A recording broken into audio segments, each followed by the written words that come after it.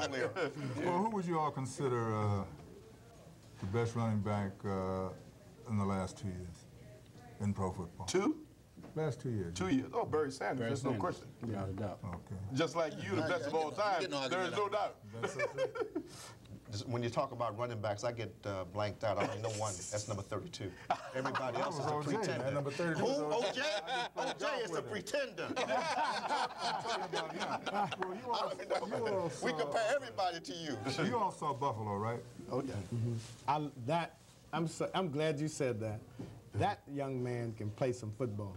Well, why don't you give us who you think that young man in the last 2 years? Football. You're the guy. Well, I've extracted something by reminding Buffalo, and he's come up with a brilliant comment because you all went directly to Barry Sanders. I mean, he's a complete... Which is an obvious choice.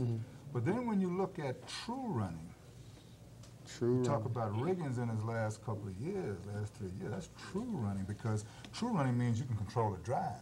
Ooh. And you eat up the clock. And you get the hard yards. And when you get on the sideline, you turn the shoulder and you drop, you get 2 more yards. Barry Sanders was the media's choice. Okay. You know, he's a good media's choice for great, and he is a great running back. No doubt. But this kid with Buffalo, what's his name? Thurman Thomas. Good. Man, watching this, he's not on TV enough. That's right. But did you see Thurman Thomas' offensive line? Take a look at Thurman Thomas's offensive line. Take a look at Detroit's offensive line. Who couldn't make Overbrook High School's team. Let me tell you something. The run and shoot makes Barry Sanders effective. That's true, too. An offensive line do not make a great runner. A great runner makes an offensive line challenge. Whoa! I will agree with that. Whoa! I will agree with that, Jeff. I will not argue with you. What do you got to say? You said enough. I got nothing to say on it. What can I say? Well, I don't know if I'm going to buy that. See, but you go get him. Hey, well, get him there. Hey, well, get him. Remember what happened to O.J. Simpson Well, look, when let you me talked tell you, about his line? Jim Brown played with some great offensive linemen. You remember what O.J. Simpson, now, you guys a lot more knowledge, man, but do you remember what happened? My father told me about O.J. Simpson when he talked about his line, and they didn't block for him. And after a while, he got beaten and bruised, and he came back. You mean and he apologized. Reggie McKenzie? And those guys didn't block for him. He talked about his line. He talked about his coach. He talked about his coach because his coach didn't play him in the right position in the beginning. But now I'll explain to you what I mean by that. You say you differ in that. Okay, I'll tell you what kind of line did Detroit have before Barry Sanders got there? And who was doing the running? They always had a good running game before that. Who was doing the running? You talking about a 2-year period before he got there? I'm saying who was the runner before Barry Sanders and how did the line operate then? That was 2 or 3 years ago. Somebody before Sanders. James Jones. Yeah. And how did James Jones run behind that line? He was average. Yeah. Well, who was at Houston before Earl Campbell got there? And how did they run behind the Houston line? That's right. They were nothing. Well, they were average, yeah. Everywhere you find a great back, you find a good line developing. Yeah, that's right. Where you have lousy backs, the line can be as good as it wants to be. You're not going to get the results. When you go to the Pro Bowl, who usually wins MVP as far as the running back is concerned? The same runner that dominated the league. Well, you got the same line. I think when you go and get a great talent, you understand, I think the ball players around him have to kind of live up to that reputation. You know, they up their level a little bit. Good point. And I think whenever you get, and that's not only running backs, I think your quarterbacks and I think all the other positions.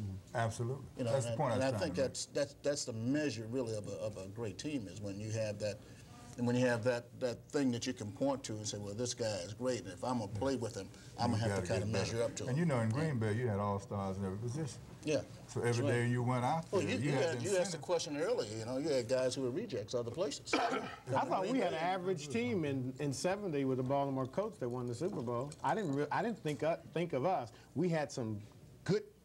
I mean, we had some superstars in certain key positions, but I think overall we had an average football team.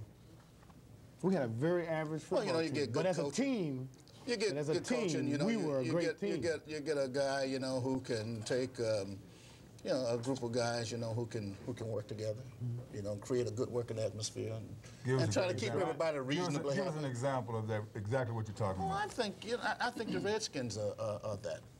I think they are that. I don't think the Redskins was a very good football team. I think organization and I think coaching kind of got them just a little above. Another team with a good offensive line. Being mediocre.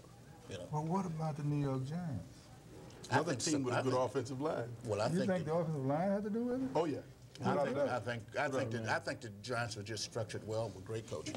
Thank you. I don't necessarily disagree with you. Yeah, it's a good offensive line. But I think it is very difficult for me to say that because I don't think a lot really. Take O.J. Anderson and put him with the Eagles. He gained 22 yards a game. You heard what he just said? Wait. They're laughing up there. You guys are laughing. Madam, you won't see her, but I'm referring to her. The key to what you're saying is that when you have a great coach and you have a team that wins a Super Bowl like the Giants won it, it means that he has the ability to use O.J. in the proper manner. He did that. Now, if they had a superstar there, that superstar would not have played that singular role that O.J. played. So any situation you put a guy in like O.J., he can perform because he doesn't mind performing one or two duties. He's not going to try to break it away. He's not going to try to sprint around the ends. He's going to hit the stacks, hit the gaps, and hit hard. So what happened was the Giants properly utilized their talents. The Buffalo Bills, on the other hand, did not utilize their talent at all in the Super Bowl. So once again, I was driving at that particular point. O.J. could play with another team that needed that kind of back. O.J. did something in that football game that you did, but not to the extent.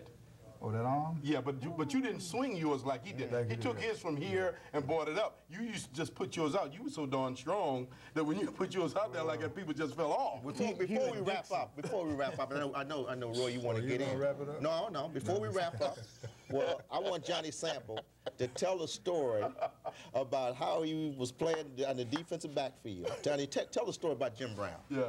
It was the same day I was talking about when Big Daddy did all the talking about what he was going to do to Jim and all this. Jim had scored one touchdown. This is the second drive on the second touchdown that he scored. He broke through the line of scrimmage. Gino Marchetti fell one way. Art Donovan fell the other way. Bill Pelton was a linebacker. He fell another way. And I had to tackle Jim running full speed ahead, which I made contact with him. My helmet came off. My nose was bleeding. He tripped and fell. I got up, went back to the huddle. I said, time out. I said, guys, look, if you guys don't hit him the next time, somebody don't slow him up, he's gone. I'm not going to hit him anymore. You know what's so funny? I love that story. When you talk about technical football, I'll let you in on a couple of secrets about Baltimore. When we played you all, you had an all-star team. Sure. You had a great team. Right. What we did with our linemen is we told them wherever their defensive linemen go, just take him further that way, use his momentum. So when Big Daddy would charge, we just take him the direction. And that became a very key play in our winning that game. In the championship game that we won in Cleveland, we devised a defense where our cornerbacks would come right up on the receivers and throw their timing off. It was just that one little thing that allowed us to have Johnny Unitas Raymond Berry and stop his time. Yeah, just stop his time. So a lot of times it's a science that makes one team really beat another team. That concept that you just mentioned about running became the norm. No, they developed it. It's a blocking technique. Yeah, that's what it. Yeah, from then that's how they played it in this, the in this league. Blocking. Yeah, and then I had one play. Lyle, is it? Was it Lyle? Leonard Lyles. Leonard Lyles. Well, he taught me about this game. Leonard Lyles, one of the fastest guys that played the game. As a freshman. But you know, we don't really have time to get in that. Okay. You get invited back to this show. We might allow you to tell that story. So I would like to say, for all of my friends and the superstars, we appreciate having been on the show. And to Harold, good luck in the future. You have a wonderful platform here. As you can see, knowledge is wonderful, and I hope that we have shared some insights with you that you can carry home. I'd like to thank my special guest and my celebrity moderator, Mr. Jim Brown. Until next time, I'm Harold Bell for Spotlight on Sports. All right, thanks, man. That worked pretty good.